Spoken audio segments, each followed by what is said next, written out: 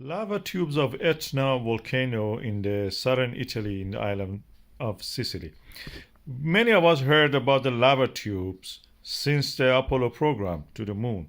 Apollo 15 actually landed beside one of these lava tubes, but they existed before that and were known to the geologists on the planet Earth. We were visiting them. They look like caves practically.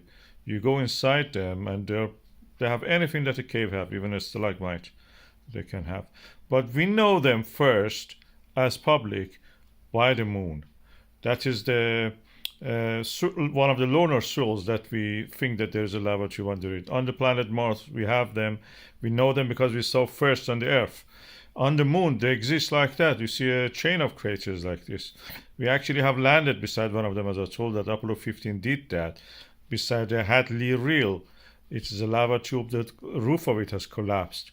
We even went beside it and just had these lovely pictures, accurate pictures showing layering of lava on the wall of this lava tube. Only 1 kilometer wide. It is quite big in the Earth standards. In the Etna, Mount Etna, we have these lava tubes. Recent eruption of the Mount Etna was not pyroclastic or anything. We had lava flows. These lava flows were flowing out of one of the flanks of the volcano, and they were most of the course they were hidden. You could not see them at the surface. When they come out and they flow toward the lower ground, that's where they will become visible as lava flow. You have seen videos of them and photographs of them in our channel a lot. This is a sticky lava, which on the top of it gets hardened and then gradually forms a crust, like the crust which forms on milk or when you're boiling it or anything like that.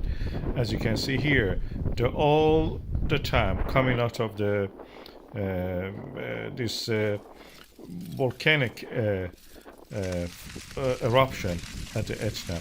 They form glass, and that's the reason when they fall, you can see the crackling of the glass breaking as if. It's a familiar sound. Many of you may have the question that what is this sound we hear from the lava? This is how they form. Volcano erupts, creates a pathway for itself. The next eruption creates a crust over top of it. And that crust hardens. The lava continues underneath to flow because it's protected from the environment, forms lava tube.